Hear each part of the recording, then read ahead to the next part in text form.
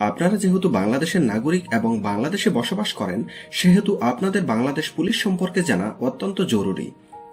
একই সাথে আপনাদের এটাও জানতে হবে আপনি যে পুলিশ সদস্যের সাথে কথা বলছেন সে কোন পদমর্যাদার পুলিশ সদস্য। আপনি যদি যথাযথভাবে সেই পুলিশ সদস্যের পদমর্যাদা সম্পর্কে না বুঝতে পারেন, তাহলে আপনি নানা ধরনের জটিলতার সম্মুখীন হতে পারেন।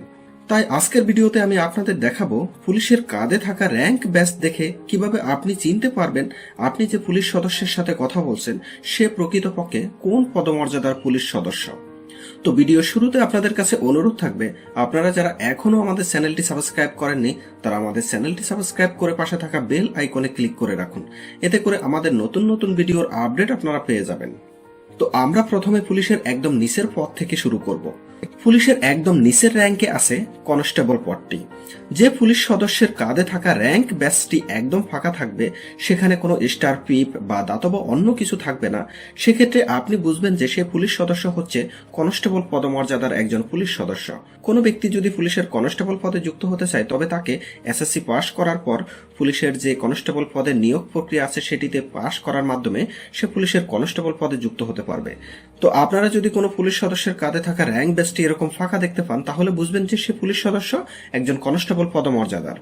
তো এরপরে আপনারা যে পুলিশের র্যাঙ্ক ব্যাচটি দেখতে পাচ্ছেন এটি হচ্ছে নায়কের র্যাঙ্ক ব্যাচ। কোনো পুলিশ সদস্যের র্যাঙ্ক ব্যাচে যদি আপনারা দুটো লাল বিল্লা দেখতে পান, তাহলে বুঝবেন যে সে পুলিশ সদস্য একজন নায়ক পদমর্যাদার পুলিশ সদস্য। নর্মালি পুলিশের কনস্টেবল পদে যারা নিয়োগ প্রাপ্ত হয়, এক সময় তারা প্রমোশন পেয়ে নায়ক পদে পদোন্নতি হয়। এরপরে যে পুলিশের পদটি নিয়ে আপনাদের সাথে আলোচনা করব সেটি হচ্ছে এএসআই অর্থাৎ অ্যাসিস্ট্যান্ট সাব ইন্সপেক্টর। কোন পুলিশ সদস্যের র্যাঙ্ক ব্যাচে যদি আপনারা এরকম একটি দাতব দস্তা কালারের স্টার দেখতে পান, তাহলে বুঝবেন যে সে পুলিশ সদস্য একজন এএসআই অর্থাৎ অ্যাসিস্ট্যান্ট সাব ইন্সপেক্টর পদমর্যাদার পুলিশ সদস্য। নর্মালি কনস্টেবল পদের পুলিশ সদস্যরা প্রমোশন পেয়ে পেয়ে এক সময় এএসআই অর্থাৎ অ্যাসিস্ট্যান্ট সাব ইন্সপেক্টর পদে পদমর্যাদা পেয়ে থাকে। এরপর আপনাদের সাথে পুলিশের যে র্যাঙ্কটি নিয়ে আলোচনা করব সেটি হচ্ছে সাব ইন্সপেক্টর র্যাঙ্ক। পুলিশের দ্বিতীয় স্তরের যে নিয়োগ প্রক্রিয়াটি সেটি হচ্ছে সাব ইন্সপেক্টর পদে নিয়োগ প্রক্রিয়া। একজন ব্যক্তি অনার্স বা গ্রাজুয়েশন পাশ করার পর সরাসরি সাব ইন্সপেক্টর পদে নিয়োগ পেতে পারে। তো আপনারা যদি কোনো পুলিশ সদস্যের কাঁধে থাকা র্যাঙ্ক ব্যাচে দুটো স্টার দেখতে পান, তাহলে বুঝবেন যে সে পুলিশ সদস্য হচ্ছে একজন সাব ইন্সপেক্টর পদমর্যাদার পুলিশ সদস্য। বলা হয়ে থাকে পুলিশের সবচাইতে গুরুত্বপূর্ণ পদগুলোর একটি হচ্ছে সাব ইন্সপেক্টর পদ, এবং পুলিশের সাব ইন্সপেক্টরকে পুলিশের মেরুদণ্ড বলা হয়ে থাকে। কেননা পুলিশের যত ধরনের তদন্তগুলো আছে, ফিল্ড ওয়ার্কগুলো আছে, সেগুলো কিন্তু সাব ইন্সপেক্টর পদের পদমর্যাদার পুলিশ সদস্যরাই করে থাকে। এরপর যে পুলিশ সদস্য নিয়ে কথা বলবো সেটি হচ্ছে ইন্সপেক্টর পদমর্যাদার পুলিশ সদস্য। আপনারা যদি কোনো পুলিশ সদস্যের কাঁধে থাকা র্যাঙ্ক ব্যাচে এরকম একটি পিপ দেখতে পান, তাহলে বুঝবেন যে সে পুলিশ সদস্য একজন ইন্সপেক্টর পদমর্যাদার পুলিশ সদস্য। নর্মালি সাব ইন্সপেক্টর থেকে প্রমোশন পেয়ে তারা একসময় ইন্সপেক্টর পদমর্যাদার পুলিশ সদস্য হতে পারে। এখানে সবচাইতে গুরুত্বপূর্ণ একটি বিষয় হচ্ছে একটি লোকাল থানাতে বেশ কয়েকজন ইন্সপেক্টর পদমর্যাদার পুলিশ সদস্য থাকতে পারে, এবং ওই সকল ইন্সপেক্টরদের মধ্য থেকে কাউকে ইন্সপেক্টর ইনভেস্টিগেশন বা ইন্সপেক্টর অপারেশন এরকম বিভিন্ন পদে দিয়ে রাখা হয়।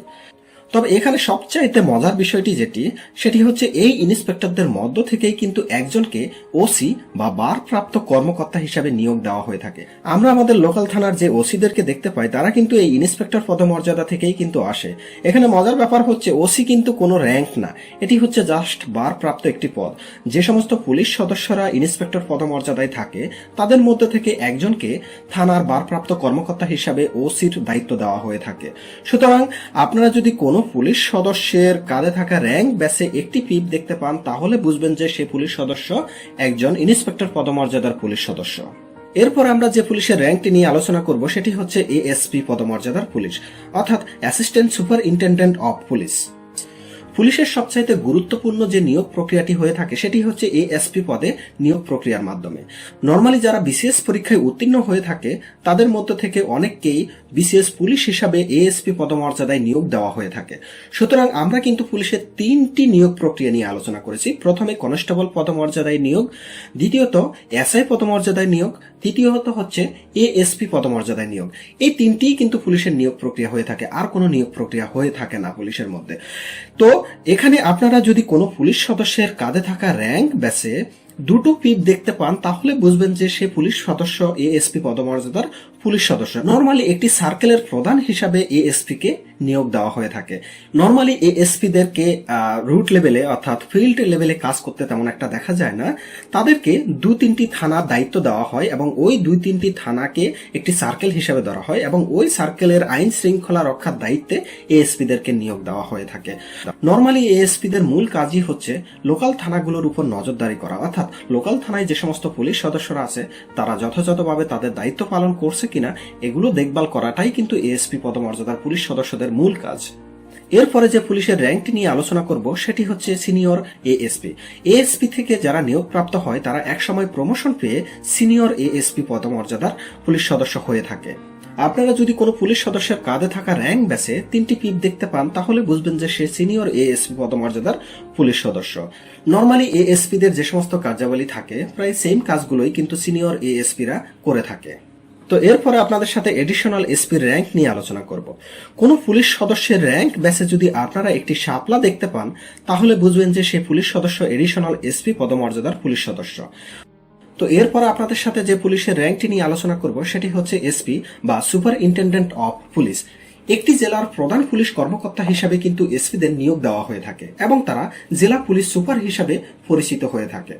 একটি জেলার সার্বিক আইন শৃঙ্খলা ও নিরাপত্তার দায়িত্ব কিন্তু এই এসপির উপরই ন্যস্ত থাকে। সুতরাং একটি জেলাতে যদি কোনো ধরনের আইন শৃঙ্খলার অবনতি ঘটে সেক্ষেত্রে সরকার কিন্তু এই এসপির কাছেই সেটা সম্পর্কে জানতে চায়। সুতরাং আপনারা যদি কোনো পুলিশ সদস্যের কাঁধে থাকা র্যাঙ্ক ব্যাসে একটি পিপ এবং একটি শাপলা দেখতে পান তাহলে বুঝবেন যে সে পুলিশ সদস্য একজন এসপি পদমর্যাদার পুলিশ সদস্য। এরপর আপনাদের সাথে পুলিশের যে পদটি নিয়ে আলোচনা করব সেটি হচ্ছে এডিশনাল ডিআইজির পদ। পুলিশের সবচাইতে গুরুত্বপূর্ণ পদগুলোর মধ্যে একটি হচ্ছে এডিশনাল ডিআইজি পদ। কোনো পুলিশ সদস্যের কাঁধে থাকা র্যাঙ্ক ব্যাচে যদি আপনারা দুটো পিপ এবং একটি শাপলা দেখতে পান তাহলে বুঝবেন যে সেই পুলিশ সদস্য এডিশনাল ডিআইজি পদমর্যাদার একজন পুলিশ সদস্য। নর্মালি বিভাগীয় পুলিশ কমিশনারের কার্যালয়ে তারা নিয়োগপ্রাপ্ত হয়ে থাকে এবং তারা অতিরিক্ত ডিআইজি হিসাবে তাদের কার্যক্রমগুলো পরিচালনা করে থাকে। এছাড়া পুলিশের বিভিন্ন ছোট ছোট ইউনিটগুলোর প্রধান হিসেবেও কিন্তু এডিশনাল ডিআইজিদেরকে নিয়োগ দেওয়া হয়ে থাকে। যেমন পুলিশের টেলিকমিউনিকেশন ইউনিটের প্রধান হিসাবেও অনেক সময় দেখা যায় এডিশনাল ডিআইজিদেরকে নিয়োগ দেওয়া হয়ে থাকে। এরপর আপনাদের সাথে যে পদটি নিয়ে আলোচনা করব সেটি হচ্ছে ডিআইজি অর্থাৎ ডেপুটি ইন্সপেক্টর জেনারেল। যে পুলিশ সদস্যের কাঁধে থাকা র্যাঙ্ক বেসে আপনারা 3টি পিপ এবং একটি শাপলা দেখতে পাবেন তাহলে বুঝতে পারবেন যে সে পুলিশ সদস্য একজন ডিআইজি পদমর্যাদার পুলিশ সদস্য। নর্মালি একটি বিভাগের পুলিশ প্রধান হিসাবে ডিআইজিরা নিয়োগ প্রাপ্ত হয়ে থাকে। অনেক সময় মেট্রোপলিটন পুলিশের প্রধান হিসাবেও ডিআইজিরা নিয়োগ প্রাপ্ত হয়ে থাকে। এছাড়া পুলিশের বিভিন্ন ইউনিটের প্রধান হিসাবেও ডিআইজিদেরকে নিয়োগ দেওয়া হয়ে থাকে। যেমন পুলিশের সিআইডির প্রধান হিসাবেও অনেক সময় ডিআইজিদেরকে নিয়োগ দেওয়া হয়। এরকম অনেক গুরুত্বপূর্ণ পদে ডিআইজিদেরকে নিয়োগ দেওয়া হয়ে থাকে। পুলিশের অত্যন্ত গুরুত্বপূর্ণ একটি পদ কিন্তু এই ডিআইজি পদ। এরপরে পুলিশের যে পদটি নিয়ে আপনাদের সাথে আলোচনা করব সেটি হচ্ছে এডিশনাল আইজিপি।